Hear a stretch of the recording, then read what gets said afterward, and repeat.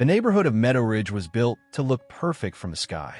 Every house mirrored the next. Beige siding, crisp shutters, a mailbox painted regulation black. Lawns were uniform rectangles of grass, clipped to 3 inches, edged so sharply they looked as if they'd been cut with a ruler. From above, it resembled a board game, where each square was exactly the same as the last. Beneath the surface, though, tensions had been growing for years. In a small corner lot at the edge of the development lived Lena Mercer. She had moved there for peace and quiet, not for conformity. Her backyard sloped into a narrow patch of woods alive with birdsong, and she loved to sit there at dawn with her tea, imagining what the neighborhood could be if it weren't so rigid.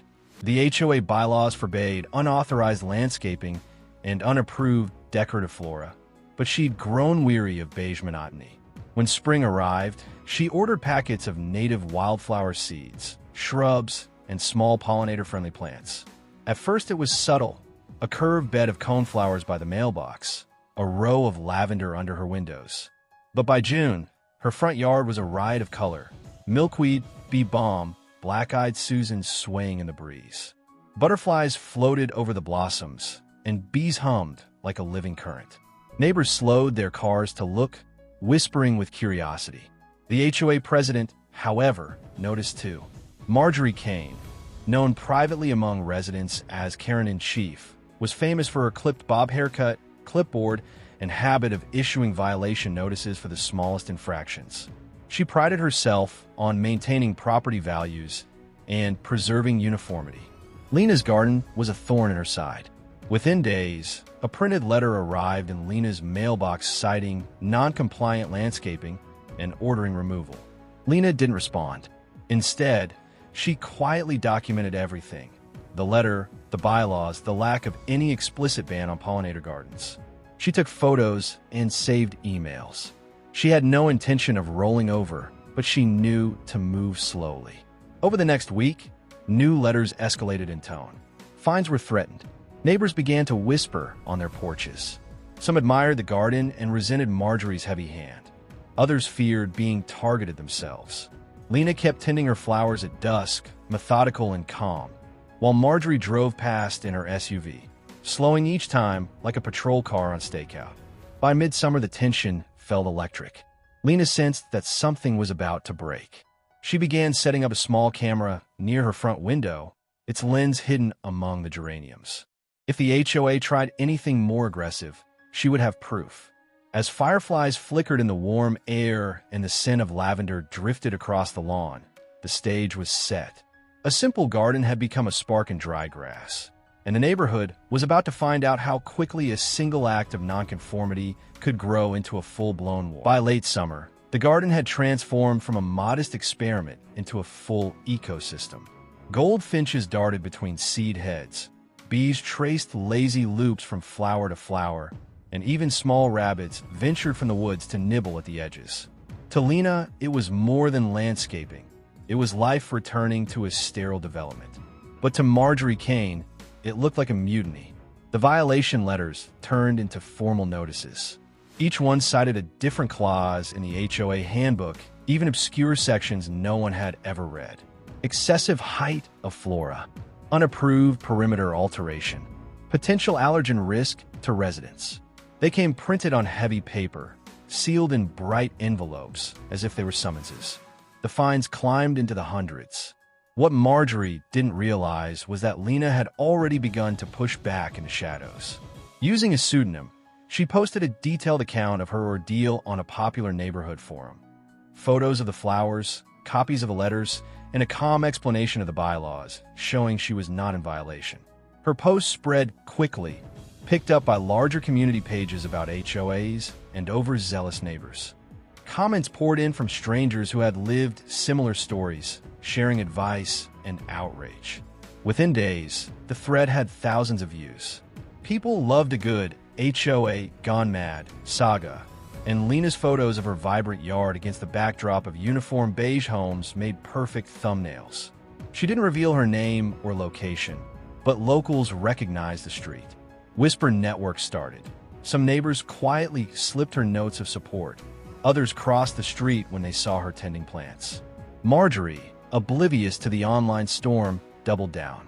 She appeared at Lena's property during the day, pacing along the sidewalk, photographing every plant with her phone. She held meetings with the board behind closed doors. The HOA newsletter began to include thinly veiled warnings about rogue landscaping and protecting property values. But Lena had her cameras running now. Every drive-by, every photo, every time Marjorie stepped even an inch onto the property line, it was all recorded and time-stamped. She also dug into public records, pulling up HOA financial statements and minutes from meetings. Patterns began to emerge. Irregular expenses, unexplained fees, a landscaping contract awarded to a company owned by Marjorie's cousin. The social media post became a series. Each update drew more attention, and commenters began calling Marjorie the Garden Grinch. Memes circulated comparing her to movie villains. Local journalists sniffed around. Inside the neighborhood, tension curdled. One evening, a group of children released paper butterflies into Lena's yard as a silent show of support. Another neighbor, fearful of retaliation, anonymously left a bundle of wildflower seeds on her porch.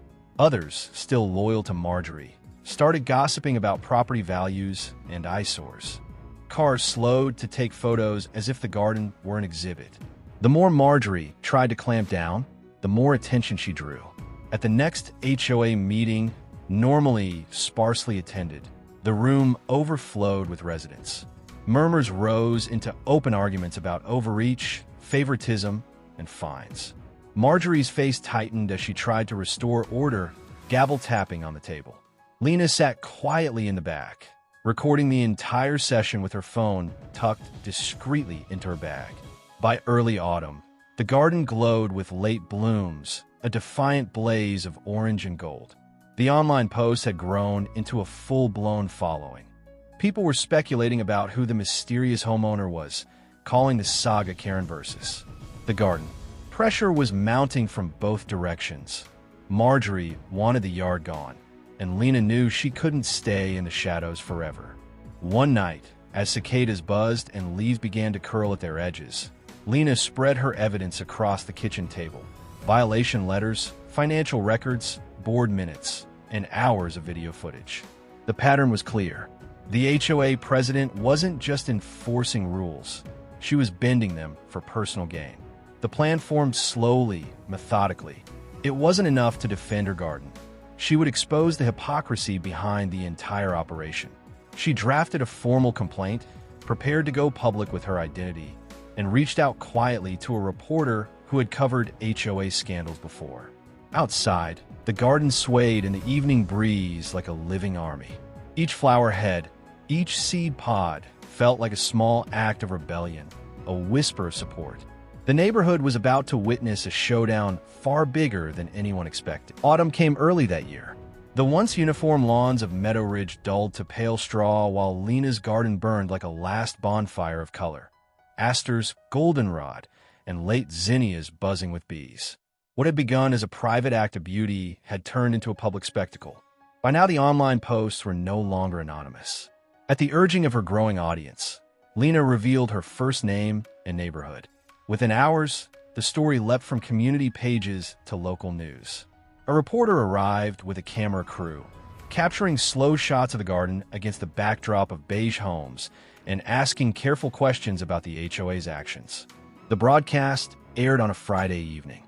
By Saturday morning, it had been shared thousands of times. Viewers across the country were outraged by the violation notices and fines. People recognized the pattern of petty enforcement and secret aborts. Some sent donations for legal fees. Others mailed packets of wildflower seeds as a sign of solidarity. The HOA's private conflict had become a national conversation about community power and the right to plant. Marjorie Kane tried to strike back. She issued a press release on HOA letterhead calling the reports misleading and Lena's garden a public nuisance. But screenshots of the financial records Lena had uncovered began circulating too, showing contracts funneled to Marjorie's cousin's company and unexplained landscaping expenses billed to residents. The narrative shifted. This wasn't a simple dispute over flowers. It was a story about control and self-interest. Neighbors once afraid of retaliation now stepped forward.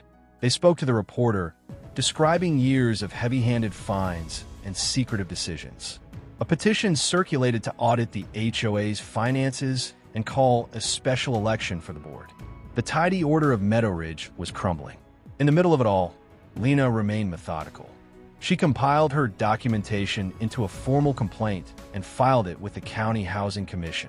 She handed over videos, letters, and records to a pro bono attorney who had reached out after seeing the broadcast. The case moved quickly. The evidence was clear. The hearing was held in a plain municipal building on a drizzly Thursday morning. Marjorie arrived flanked by 2 board members, her once impeccable hair stiff with spray, clutching folders thick with paperwork. Lena walked in alone, but with a calm steadiness, carrying a single binder. She didn't need theatrics. The facts spoke for themselves. Inside, the proceedings were quiet but decisive.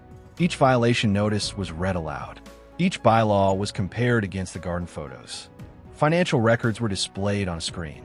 The hidden camera footage played, showing Marjorie stepping onto Lena's property line at night with a flashlight, muttering about making an example. The room was still except for the hum of the projector. By midday, the decision was handed down. The HOA had acted outside its own bylaws. The fines against Lena were nullified. The board was ordered to reimburse her legal fees and submit to a third-party audit of its finances. The county would oversee new elections within a month. Marjorie sat rigid, lips pressed white, while cameras from local news captured every moment.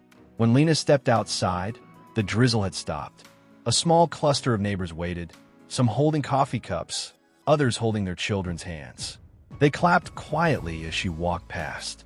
No speeches, no victory lap, just a quiet recognition that something had shifted. In the following weeks, the neighborhood transformed. The audit revealed more irregularities, and Marjorie resigned from the board before the election. New members promised transparency and a rewrite of outdated landscaping rules. A pilot program for pollinator gardens was approved, allowing residents to replace portions of their lawns with native plants. Small splashes of color began appearing on once-identical lots. A patch of milkweed here, a strip of lavender there. Lena's garden, meanwhile, went to seed, scattering its future across the soil. She left parts uncut through winter to shelter insects and birds.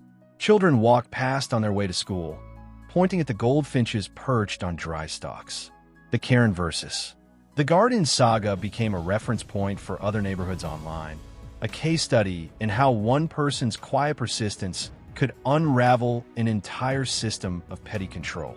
Months later, on a bright spring morning, Lena stood at her mailbox, the same spot where the first violation notice had appeared. Around her, the new season's seedlings were just emerging, green tips pushing through dark soil. Down the street, a neighbor was planting her own small bed of wildflowers, waving shyly before returning to her trowel. The air smelled of thawing earth and possibility. The battle had never been about a single garden. It was about who got to decide what a community looked like, whose vision of order counted, and whether beauty could exist outside the bounds of a rulebook.